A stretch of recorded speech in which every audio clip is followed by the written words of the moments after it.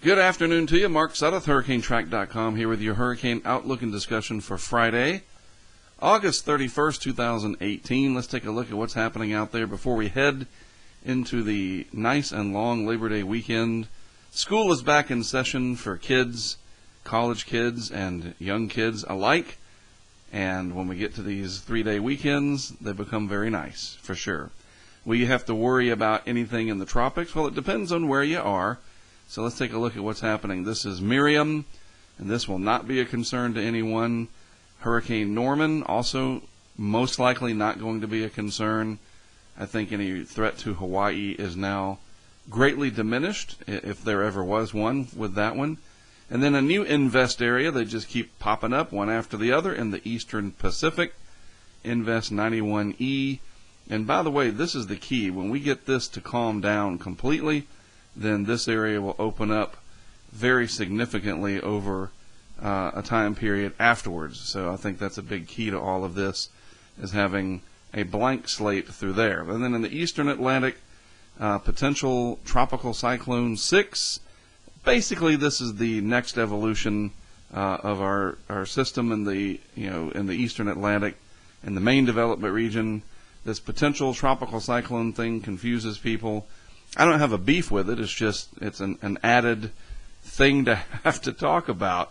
It's an almost tropical depression, put it that way. It's between invest and depression. So that's in the Eastern Atlantic, right off the coast of Africa. Pretty remarkable considering how cold the water temperatures were relative to average there in the recent weeks and months. And then, of course, in the Western Pacific, typhoon, I have no idea how you pronounce it. Is it Jebi? Like Jedi with a B? I don't know, but it's headed for Japan, and it could be pretty strong when it gets there, so may the force be with them. There's my Star Wars joke for the day. All right, upper ocean heat content, fairly robust now, even up here into the subtropics. Wow, lots of deep, warm water. That's what this shows. That water is nice and warm up here in the Eastern Atlantic as well, near the Cabo Verde Islands.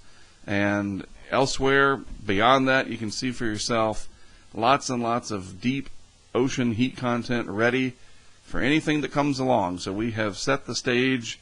Everything's primed and ready to go. We'll just have to see if anything takes advantage of that. But there's no lack of this available. So that's very important. We look at anomalies, which are departures from normal. And that's interesting to see where things stand relative to average. But once the chips are down and we have something developing, and we do now, right out here with this new system, and you can see it's developing right there in a region with low heat content values, but they are registering on the scale. And so we'll see how this evolves over the next few weeks. It looks like a very busy September ahead, according to everything I'm looking at. And believe me, if there wasn't any signs, I would tell you that too. And I think they're coming. The signs are there. The hurricanes are coming. I just don't know where they're going, so we'll just track them together, I guess, right? That's what I'm here for anyway. And then when they get close to land, off I go to the coast to show you what happens there. All right, anything happening where I'm going to be heading to the coast anytime soon? Probably not.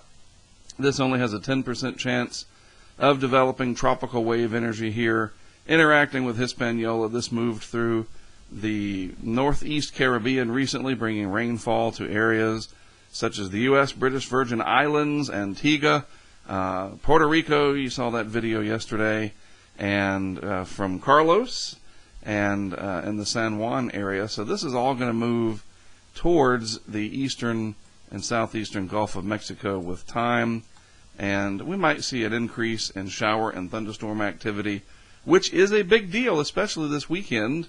If you're headed out boating across this region, you got to be careful. Squally weather can create problems with your boat, so please pay attention. Meanwhile, soon to be Tropical Depression 6. I think it's pretty close to it now. This is what this looks like on a track map. Remember, they issue advisories as if this was already a depression or a storm, and the forecast is for this to strengthen steadily and become a hurricane. I have a feeling that this will become a major hurricane somewhere up through here. Why not? The models seem to indicate their favorability for the system, they favor it. And as such, I think that this will go on to, the name will be Florence, and I think it'll be Major Hurricane Florence at some point. Hard for me to say my prediction on how strong. Maybe 120 miles per hour, that wouldn't surprise me when all is said and done. That's my first guess at how strong this will get. Now, odds are this will turn and follow the weakness out and then head out into the North Atlantic and not bother anyone. But the longer this takes to develop, the more west this track could start leaning with time. And I showed you this yesterday, that the later this goes and the more this ridging builds out over the Northwest Atlantic, you just never say never. That's why we track these until they are on their way away from land. Very, very low chance that this makes it back to even Bermuda's longitude. But you know what? We don't ignore these systems, and it's not 100% yet. Close, probably 90%, 95%, I guess, if I had to put a figure. But we'll watch it. All right. In the Eastern Atlantic, there it is, right there. Almost TD number 6. Terrible arrow. I tried. Really wrapping up now. The deep convection probably near the center, and you see the inflow tapped into the monsoon trough.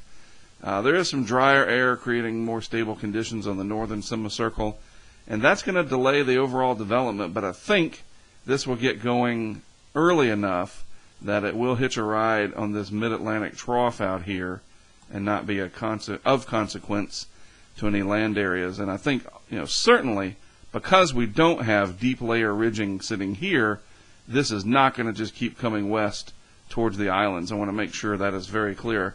I am 100% certain that that won't happen. And I know that's a bold statement, but in this case, it's going to gain enough latitude, and we don't see ridging building back in like Irma last year that pushed it more south with time. You all remember that. This is not the same setup. That's why I'm so confident. Our other system interacting with some upper level energy here, and this is where the wave axis is, probably something like that. Clearing out, thank goodness, through the Virgin Islands and vicinity. St. Bart's, Antigua, you name it. Much better day today than yesterday, and a great weekend ahead. Not so much for the Florida Straits, Eastern Gulf, as this disturbance gets in there with all that instability. Going to be kind of showery and thunderstormy and gusty, regardless if this develops into a named system. And that's a big point about what I do. I try to get people to understand impact. That's why the name of our app is called Hurricane Impact, at least one of the reasons. It's about what does it do to me and you, your family, whatever, right? Your business, your vacation plans, your beach house, your travel. You might be heading down I-95 from New York and go across I-10 because you got to go to Houston for some reason, right? And you say, well, yeah, on the I-10 leg, do I have anything to worry about? Well, the potential for very heavy rain from a tropical origin system. It's all about the impact at the end of the day. And if it impacts one person, that's enough, right? So keep in mind this wave is out there. Probably not going to develop much, but you never know, right? In the Eastern Pacific, the parade continues. What I call that, was that 90E, I think. We're back to the 90s again. It goes 90 to 99, and then it starts over with these invest numbers. And this is Norman, the edge of Miriam over here. No worries. And still, hey, good luck for you guys.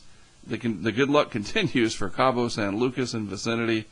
All the major port and resort areas of Pacific Mexico, no problems. Not yet. But, eventually this grapevine out here is going to produce one. We're going to lower the heights over here. I've talked about this before.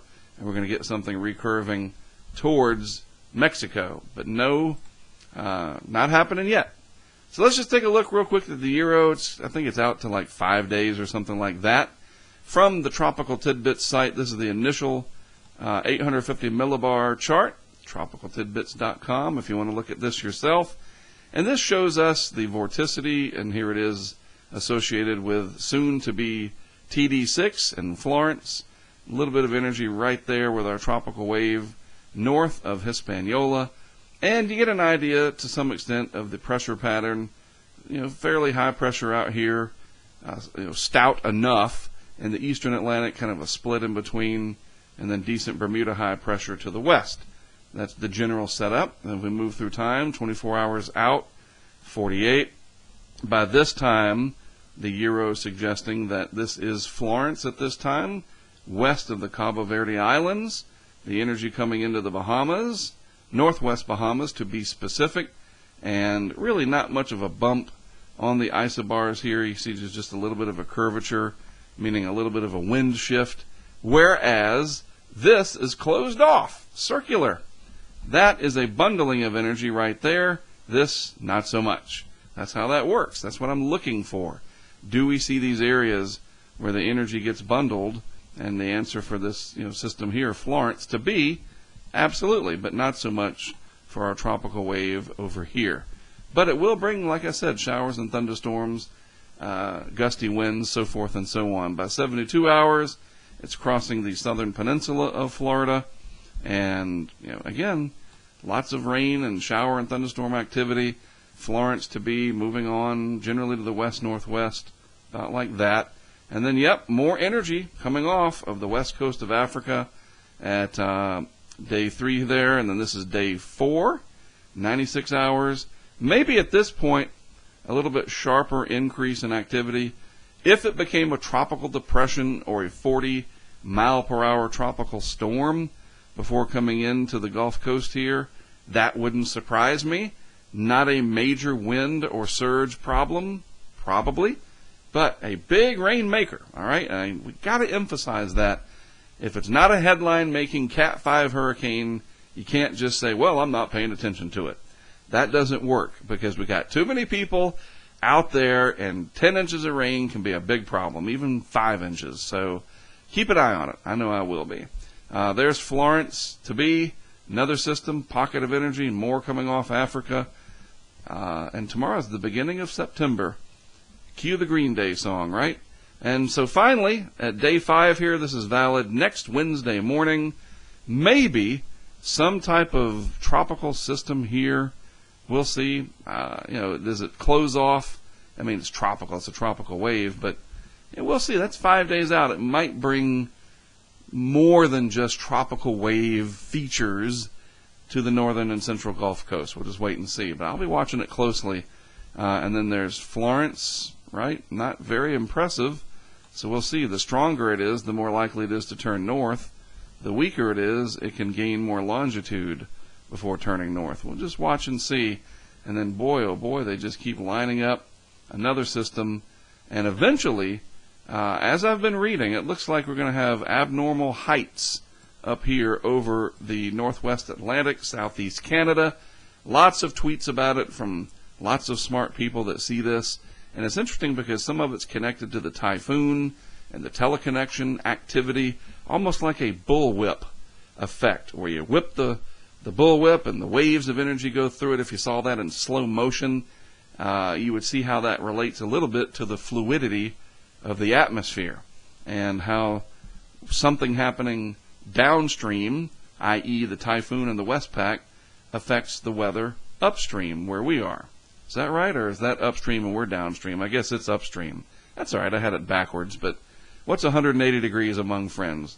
But you get the idea. What happens there affects us here, and that was my point, even though I blew it. That's all right. I'm not perfect. Never said I was. All right, so not a lot to worry about. I want you to enjoy the Labor Day weekend.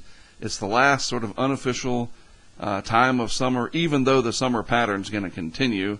I love it. I love the hot weather, and winter will get here soon enough. We'll deal with that later. Yes, I do cover winter activity, but, let's just have some more summer first. I'm all for that. Have a great rest of your Friday. Have a safe weekend out there if you're going to be on the boat or on the edge of the beach or whatever. I want you back to be able to watch these videos in the future. It helps to know that you're there. It really does. Thanks for watching. I'm Mark Sudduth, HurricaneTrack.com. I'll have more for you throughout the weekend ahead.